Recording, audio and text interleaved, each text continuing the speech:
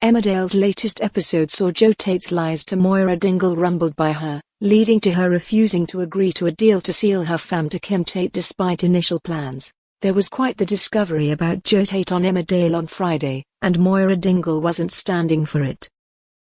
Just this week the character learned from Joe that Kim Tate wanted to buy her farm. Joe claimed Kim had no intention to turn the land into a housing development or anything other than a farm, with a rather good offer on the table for farmer Moira.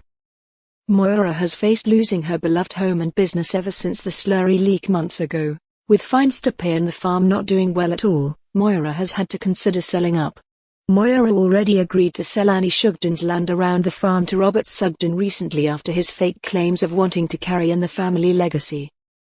Fans know he was actually planning to tell it on to Kim, while that plan fell apart this week with Robert changing his mind.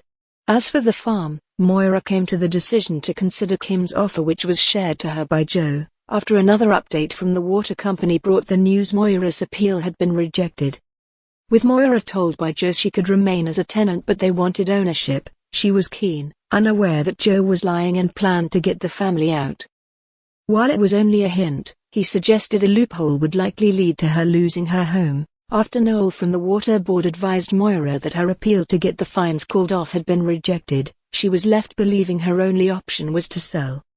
That was until Friday when she found out Joe was in cahoots with someone. But it's not Kim that Joe is working with to get his hands on the farm, and instead it was none other than Noel. Joe bribed the character to keep up the punishment, hoping it would encourage Moira to give in and sell up.